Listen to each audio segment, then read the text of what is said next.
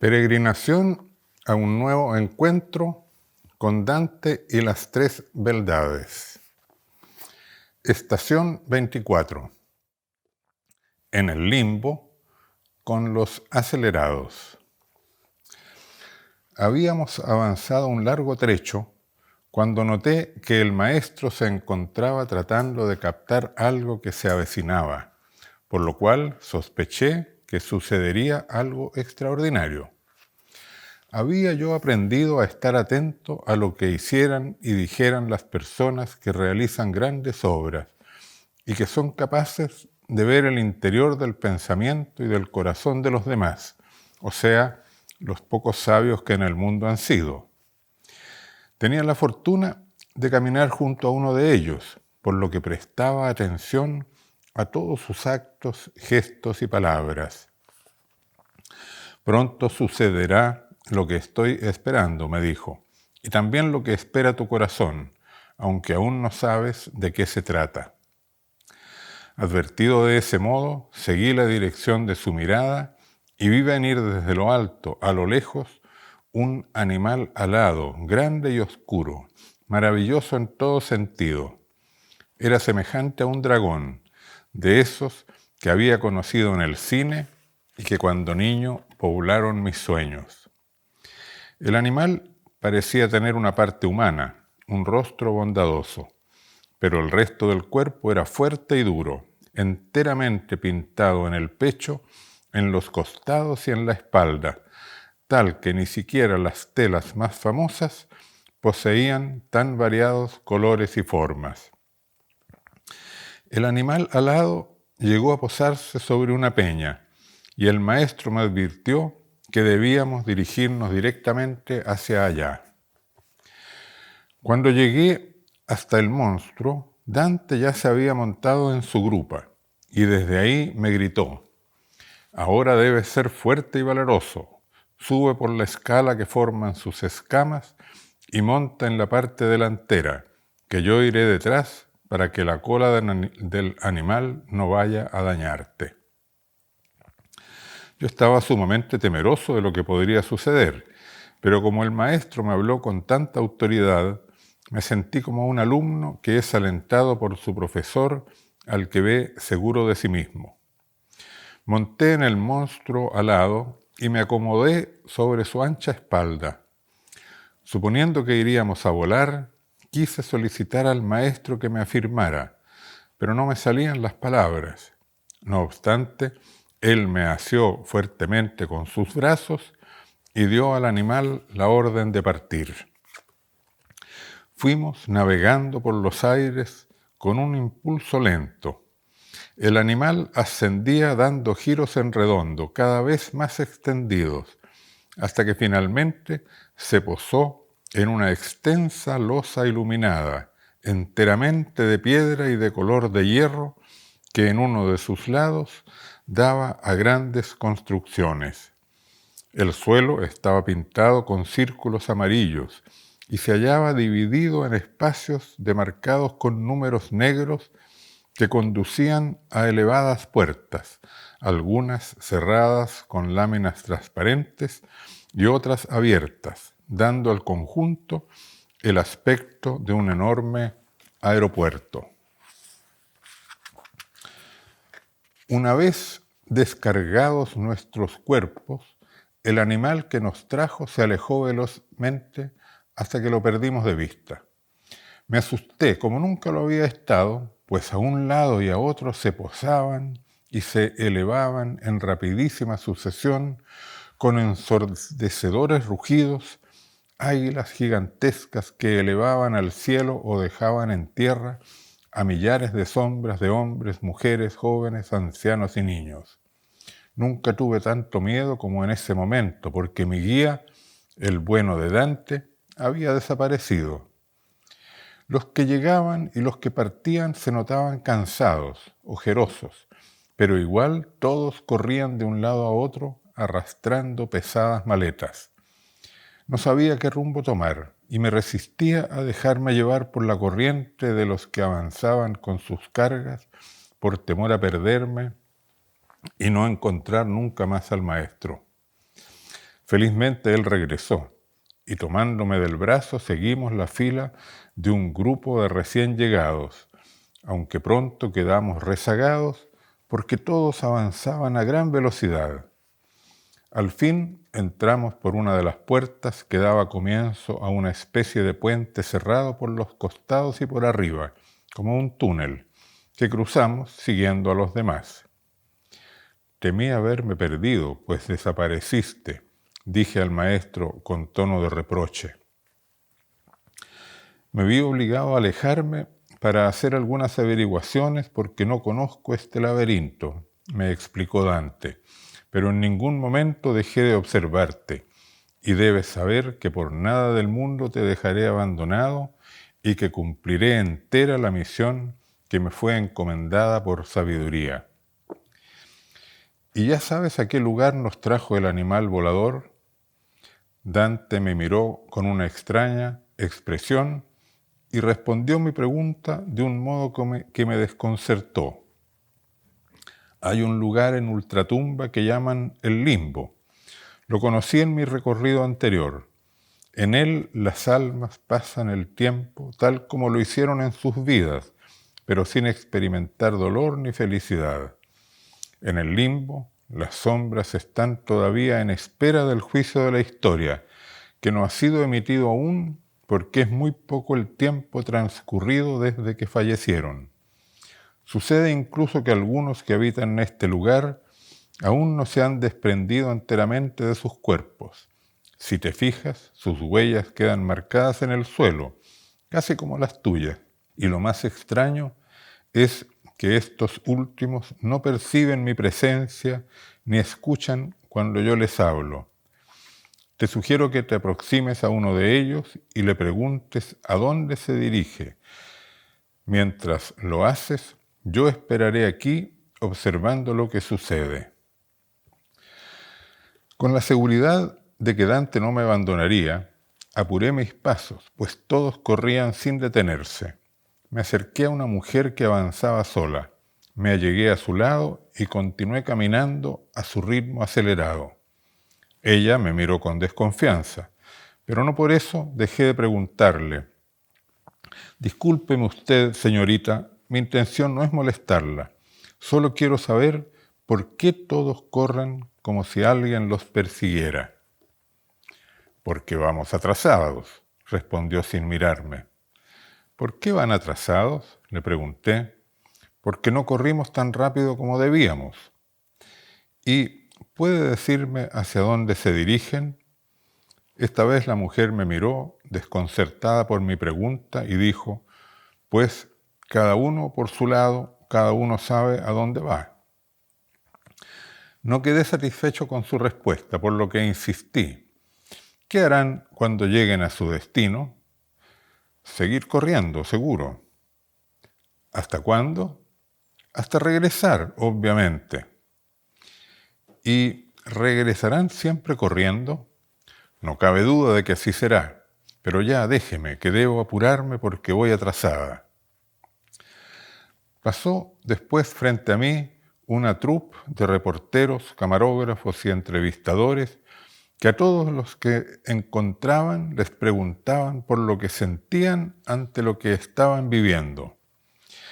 No pasaba un minuto que ya los registros visuales y acústicos se transmitían en los noticieros que los transeúntes miraban al pasar de una pantalla a la siguiente sin detenerse.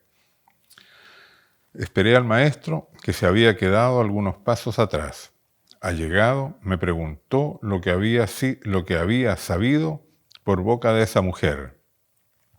Maestro, todos estos corren porque están siempre atrasados, siempre urgidos por llegar a algún lugar desde el cual tendrán que regresar siempre corriendo, siempre atrasados.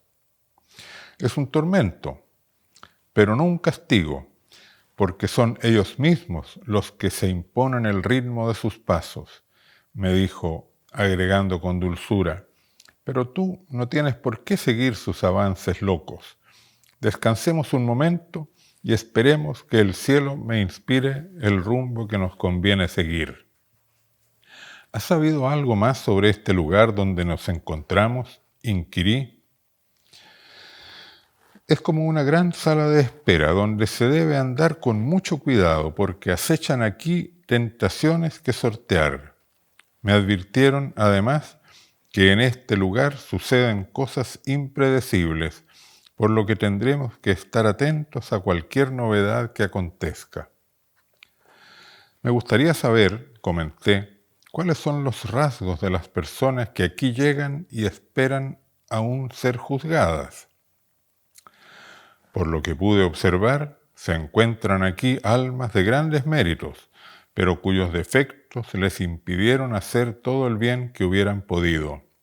Están aquí también personas buenas y sencillas, que pasaron sus vidas sin hacer mal a nadie, pero que no desplegaron sus talentos. Conviviendo en estos espacios de ultratumba, los de altos méritos, cuyas obras los hicieron ser soberbios, aprenden de los humildes la indispensable sencillez.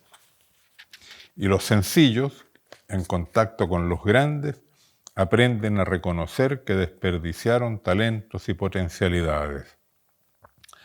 Han sido también congregados en este lugar abuelos, padres, hijos, nietos. Me dicen que en el mundo moderno las generaciones tienden a agruparse por separado y que poco dialogan unas con las otras, como en cambio hicimos las familias durante milenios, asegurando de ese modo la continuidad moral y el progreso cultural de la humanidad. Nos sentamos apoyando la espalda contra el borde del túnel vidriado por donde veníamos, en un rincón donde no seríamos arrollados por las sombras que corrían frenéticamente. Estaba tan cansado que no tardé en dormirme, sabiendo que el maestro velaría mi sueño.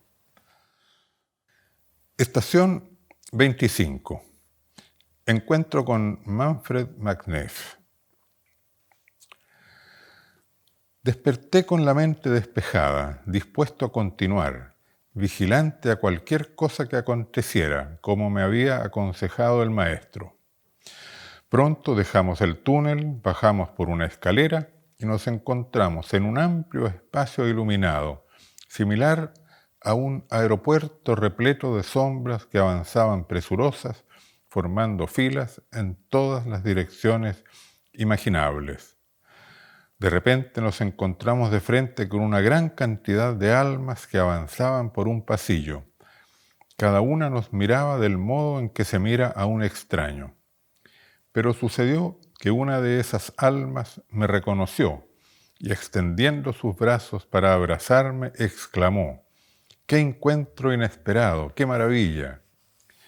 Yo lo reconocí al instante porque era un hombre inconfundible, alto, grueso, pelirrojo, barba y rostro rubicundo, un vikingo de rostro amable y mirada penetrante. ¿Eres tú, Manfred? Muchacho, amigo mío, soy el mismo Manfred McNiff que conociste. Retrocedamos un poco y pongámonos a la cola de la comitiva. Me da gusto encontrarte. Sentémonos un rato y conversemos tranquilamente. Como ves, ya no soy un muchacho. Amigo, replicó, no puedo detenerme. Es menester que siga caminando, pues no debo distanciarme de mi grupo, porque arriesgo perder mi vuelo. Pero acompáñame un rato. Al caminar a su lado, lo hice con la cabeza inclinada, como expresando un gran respeto. Fue él quien inició la conversación. ¿Qué es lo que te atrae a este lugar cuando aún te encuentras entre los vivos? ¿Cuál es el destino de tu viaje? ¿Y quién es ese espíritu que te acompaña? Estaba yo en el mundo confundido, perdido en una selva urbana antes de que mi vida llegara a su fin. Allá se me apareció este espíritu insigne que me va conduciendo en un viaje sorprendente en el que vamos pasando por tantos lugares extraños como este. Si eres fiel a tu estrella, me dijo Manfred, llegarás a tu destino indemne, pues yo conocí la penetración de tu intelecto y la bondad de tu corazón. Pero debes ser cuidadoso, porque en el mundo hay mucha gente avara, codiciosa, llena de soberbia y de envidia. Haz todo lo que puedas para no ensuciarte con sus costumbres, como me sucedió cuando cometí el error de embarcarme en la lucha política pretendiendo ampliar el radio de mi acción y mi fama. Fui soberbio al suponer que los que me aplaudían serían fieles seguidores míos. Te recomiendo que conserves siempre tu autonomía y no te dejes llevar por la engañosa y efímera gloria. Comprendí la bondad que traslucían las palabras de quien fue durante un tiempo, en mi juventud, un verdadero maestro. Le dije: yo conservo tu imagen paternal y reconozco que mucho me enseñaste, de lo cual te estaré siempre agradecido. Estoy seguro de que saldrás pronto y bien de este lugar de espera. Y debes saber que no obstante las críticas que hice en mis obras a algunos de tus pensamientos, siempre daré testimonio de tus méritos. Impreso quedó mi nombre en tu libro Desarrollo a Escala Humana, en cuya elaboración participé con el equipo que invitaste. Te puedo asegurar que seré fiel a los valores de mi conciencia, más allá de los errores en que pueda incurrir. Quise entonces saber quiénes eran los que formaban la comitiva de la que mi viejo amigo formaba parte. ¿Hay entre ellos algunos que yo conozca o que sean tan eminentes como lo eres tú? Tal vez conozcas a algunos, pero prefiero no mencionar sus nombres. Lo que debes saber es que muchos de ellos, igual que yo, fuimos furibundos críticos del sistema capitalista, del consumismo, de la depredación del ambiente. Difundimos con ahínco nuestras críticas y nos hicimos queridos y famosos por hacerlo. Pero no fuimos consecuentes en la vida con nuestras críticas, pues continuamos gozando de los privilegios que nos ofrecía el mismo sistema que criticábamos. Por eso nos encontramos aquí, en espera del juicio de la historia, muchos intelectuales críticos que no participamos de hecho en la creación de la vida nueva que pregonamos. Pero ya no puedo continuar conversando porque no debo alejarme de mi grupo y veo que viene gente con la que no conviene mezclarme. Lo único que me queda es recomendarte mi tesoro, el desarrollo a escala humana, pues en él vivo todavía. Nada más te pido. Entonces se volvió y retomó su camino, como uno de aquellos que corren disputando una carrera.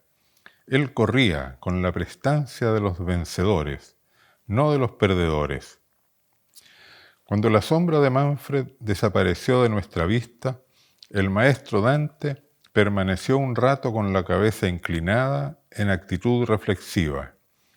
Luego se volvió hacia mí con ese aire de dulzura que le noté desde el momento mismo en que lo encontré por primera vez en los faldeos de la cordillera.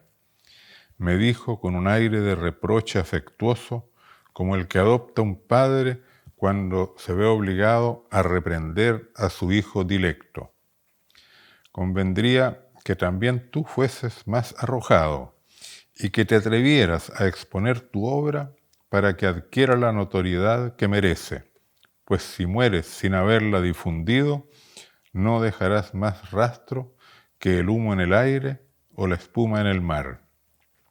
Así pues, decídete, atrévete y levántate con el ánimo del que quiere vencer en la batalla. Procura crear en ti mismo la convicción de la victoria y no te dejes dominar por la desidia, porque es mucho el camino que tendrás que recorrer. Y no me refiero solo a este viaje, sino a lo que te espera en tu mundo. Si comprendes mis palabras, haz que te aprovechen. Entonces me levanté rápidamente, mostrándome más vigoroso de lo que realmente estaba, y dije: adelante, pues, que ya me siento fuerte y valiente. Estación 26. Encuentro con Dewey, James, Holmes y Santayana. El maestro puso amistosamente su mano en mi hombro como había hecho antes en más de una ocasión, por lo que entendí que se aprestaba a darme algún antecedente sobre la siguiente estación del itinerario a cumplir en nuestro viaje. Hay en el mundo de Ultratumba, me dijo, espacios innumerables reservados para tantos diferentes tipos de personas que han vivido en la Tierra. Por cierto, solo podremos visitar y recorrer algunos de ellos, según las indicaciones que voy recibiendo de sabiduría en cada encrucijada. En este limbo en que estamos, al distanciarnos transitoriamente del infierno, existe un lugar reservado para personas que estuvieron equivocadas, pero fueron bien intencionadas en sus vidas. En ese lugar conviven, intercambiando opiniones generalmente equivocadas y haciendo proyectos que rara vez les resultan como esperan, hombres y mujeres de buenos sentimientos que tratan de ayudarse a vivir unos a otros. Dijo mi dama que allí nos esperan unos personajes interesantes que es preciso que conozcas y que converses con ellos, porque es importante para tu aprendizaje y formación. Te advierto que los individuos equivocados, pero bien intencionados, constituyen muchedumbres, las más numerosas entre todas las que han existido a lo largo de la historia humana. Pero nosotros allí debemos encontrar solamente a unos pocos pensadores, que fueron referentes intelectuales de uno de los grupos más extensos que haya más existido y que tienes que conocer, discerniendo sus bien intencionadas realizaciones prácticas y sus equivocadas concepciones teóricas. Te advierto que yo no sé quiénes son ellos, pero ellos mismos nos saldrán al encuentro y se presentarán, concluyó Dante, tomándome ahora de la mano y acelerando el paso. Fue así que el maestro me condujo hasta una llanura tan extensa que la vista se perdía en el horizonte y que la poblaban multitudes innumerables de mujeres y hombres de todas las épocas y de todas las razas, naciones y clases. Caminamos un largo trecho, abriéndonos paso entre las demás muchedumbres, hasta que nos encontramos con 4 individuos que platicaban amablemente en la tribuna de un hemiciclo. Nos acercamos a ellos y se presentaron diciendo sus nombres, los años en que vivieron y las universidades donde enseñaron. Así conocimos a Oliver Wendell Holmes, nacido en 1809 y fallecido en 1894, educado en la Universidad de Harvard, en la que fue un destacado académico, a William James, que vivió entre 1842 y 1910 y tuvo una larga y brillante carrera académica también en Harvard, a John Dewey, nacido en 1859 y fallecido en 1952, quien trabajó en la Universidad de Chicago y en la de Columbia, y a George Santayana, que nació en 1863 y murió en 1952, y se formó y enseñó en la Universidad de Harvard. ¿Quiénes son estos y qué los unió tanto en la vida que aquí platican afablemente? Quiso saber Dante, que no conocía la cultura moderna. Ellos son los fundadores y exponentes intelectuales máximos del pragmatismo, una filosofía que ha prosperado y que distingue a la cultura y la ciencia de los Estados Unidos. Le expliqué. Esos Estados Unidos que me nombras, ¿qué son y dónde se encuentran? Volvió a interrogarme el maestro. Los Estados Unidos, respondí, son la potencia económica, geopolítica, tecnológica y científica más grande del mundo moderno y se encuentra en el norte del continente americano, que los antiguos llamaron el Nuevo Mundo. El desarrollo y progreso alcanzados allí, tanto en lo positivo como en lo negativo, tiene mucho que ver con el pragmatismo que enseñaron estos pensadores. Muchas gracias, me dijo el maestro, agregando, escuchemos qué tienen que decirnos. Interrógalos con firmeza y no te dejes impresionar por los títulos y honores que esos hombres hayan recibido. Me acerqué a los 4 hombres que continuaban platicando y les dije, les presento al gran poeta y pensador florentino Dante Alighieri, con quien estoy realizando un largo periplo por los mundos de ultratumba.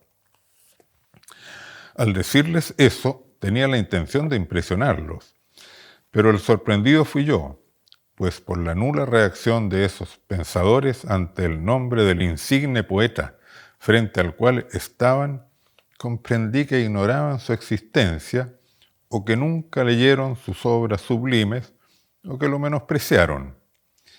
Me limité a demandar lo que queríamos saber. Mi maestro y yo deseamos conocer de viva voz el pensamiento de ustedes. En particular me interesa saber qué los motivó a trabajar en los temas de la ética y la educación en los que sé que descollaron en su tiempo. Tomó la palabra Dewey. Puedo decir algo en nombre de los 4, para comenzar. Fuimos educados en las filosofías anglosajonas del empirismo, el positivismo y el materialismo, que llegaron a nuestro país desde Inglaterra.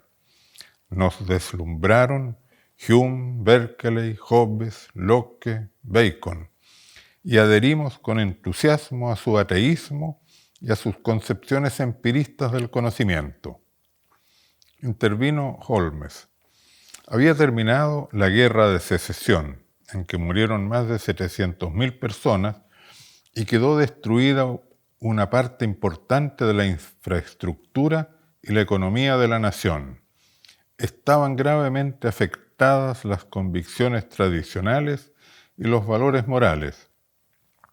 Se imponía como gran tarea histórica la reconstrucción material, moral y espiritual, implicando la necesidad de definir un nuevo orden social y nuevas instituciones políticas, educacionales y jurídicas. John Dewey retomó el hilo de lo que estaba explicando.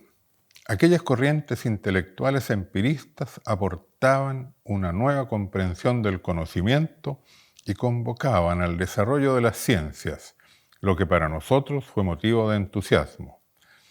Pero el abandono de la religión y de la filosofía del ser, junto a las influencias disruptivas de las teorías de la evolución de Charles Darwin, del inconsciente y el superyo de Freud, y las incipientes investigaciones de la psicología experimental desarrolladas por Edward Thorndike, abrían un vacío en la indispensable fundamentación intelectual del sentido de la vida y en la concepción de la moral personal y social. Lo interrumpió Holmes. Y también era necesario dar orientación racional a la educación, al derecho, a las instituciones políticas y al ordenamiento económico en una nación cuya vida intelectual y cultural se encontraba en formación. Tomó entonces la palabra William James. Abandonamos las antiguas creencias dogmáticas y la concepción de una naturaleza humana común a todos los hombres, y dudando de que fuera posible conocer la verdadera realidad de las cosas, más allá de sus apariencias y datos empíricos, fue evidente para nosotros que no es sostenible concebir ni imponer obligaciones morales incondicionales e inmutables. Intervino nuevamente Holmes. Una vez que se entiende que los hombres son diversos y libres, se descubre que hay una multiplicidad de formas de representarnos el mundo y otras tantas maneras de buscar la felicidad. En efecto, terció Dewey, si no hay verdades aceptables para todos, ni es legítimo que alguien imponga sus ideas y su voluntad a los demás, ¿con qué criterio definir y establecer lo que es mejor para los individuos y para la sociedad? Retomó la palabra William James. Nosotros respondimos esa pregunta afirmando que, como no existe para la vida humana ningún objetivo superior ni obligación que cumplir, no nos queda sino buscar un modo de vida llevadero, abandonando la fe religiosa, a menos que ésta nos proporcione dividendos prácticos. Podemos, legítimamente, aspirar a un bien personal y público finito y propiciar una vida individual y social cada vez mejor. Podemos orientarnos a solucionar los problemas con perspicacia y pragmatismo, en base al conocimiento teórico y práctico que lleguemos a elaborar, sin pretender certeza alguna. Esta vez fue George Santayana quien se pronunció. Si descartamos la búsqueda de la vida eterna y nos desentendemos por completo de cualquier pretensión de trascendencia, tanto el bienestar público como la felicidad privada dependerán de un tranquilo amor a la vida, estando conscientes de nuestra finitud y aceptando nuestra impotencia. Dante, que había escuchado todo esto sin decir palabra, pero mostrándose muy desasosegado, exclamó, dirigiéndose a mí más que hacia los 4 filósofos que teníamos al frente: no logro entender cuáles fueron sus aportes a la sociedad, por lo que son mantenidos en este limbo cordial en vez de estar sufriendo en el infierno. Al oír esta crítica de Dante, George Santayana se retiró del grupo, explicando comedidamente que no era su intención discutir con nadie. Recordé que teniendo solo 49 años, Santayana abandonó Harvard y fue a vivir a Europa, pasando sus últimos 30 años en Roma, retirado en un convento. No le interesaba destacar, ni discutir, ni competir, mostrando ser consecuente con su concepción melancólica de la vida. En esos años de retiro, escribió numerosas cartas, ensayos y sus memorias noveladas. Fue William James quien primero respondió con orgullo y dignidad el desafío que había planteado Dante. Yo defendí la libertad y postulé la tolerancia en un mundo donde prevalecían acentuadas tendencias dictatoriales que llegaban a América desde Europa y Asia.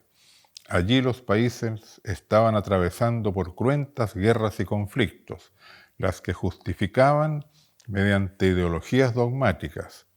El método pragmático nos preservó de discusiones vanas y de conflictos perniciosos, llevándonos a valorar y juzgar cada idea y proyecto según sus consecuencias prácticas y en base a ello adoptar las mejores decisiones.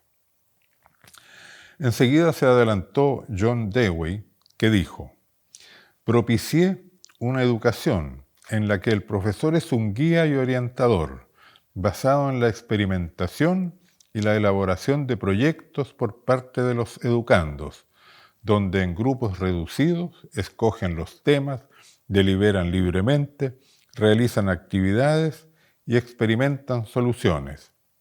En el ámbito político, postulé un liberalismo que no se limitara a la carencia de restricciones y a la libre competencia, ni a dejar las decisiones generales en manos de los tecnócratas, sino que facilitara una vida social armónica mediante la participación de los ciudadanos en las deliberaciones políticas, construyendo en cada caso una unidad de intereses y propósitos. El último en defender sus aportes a la sociedad fue Holmes, y lo hizo con sencillez y convicción. Yo contribuí a descorrer el velo de mentiras que ocultan pseudociencias de naturaleza falsamente espiritual, especialmente en el campo de la medicina. Advertí la conveniencia de cuidarse del ingenio perverso, de la erudición de oropel, de la imbécil credulidad y de las tergiversaciones engañosas. Orienté a la juventud a mirar hacia el futuro en vez de permanecer volcada hacia el pasado, y a construir el desarrollo personal y social con optimismo y esperanza. Dando por concluido el encuentro, Dante se despidió afectuosamente de los tres filósofos, rogándoles que explicaran a Santayana que su intención no había sido ofenderlo y que le transmitieran sus disculpas. Pero después de unos minutos de caminar en silencio, me comentó el maestro: encuentro un grave defecto en esa moral que llaman pragmática. En la ética que yo conozco, la norma o criterio que define si algo es moral o inmoral es algo que el sujeto de la acción conoce claramente. Por ejemplo, él sabe que matar, robar, mentir son moralmente malos. Pero si el criterio para juzgar si las decisiones o acciones son morales o inmorales son las consecuencias y efectos prácticos que producen, el sujeto, al decidir, no tiene cómo valorar su acción, porque los efectos prácticos que resulten de ellas sucederán y se conocerán solo en el futuro. Como nadie es capaz de anticipar las consecuencias de sus decisiones y acciones, ni en el corto, el mediano y el largo plazo, el que decide la acción no cuenta con el supuesto criterio ético con el que debiera decidir y actuar. Si una decisión y acción sea buena o mala, no se sabrá hasta que ocurran sus consecuencias. El que actúa puede tener la intención de que sus consecuencias sean buenas, pero bien sabemos que el infierno está empedrado de buenas intenciones. Me quedé pensando, hasta que un rato después el maestro me dijo: es preciso que ahora continuemos nuestro viaje. Entonces emprendimos camino cuesta abajo, y a medida que descendíamos, los ambientes del limbo se iban asemejando cada vez más a los que había conocido en el infierno.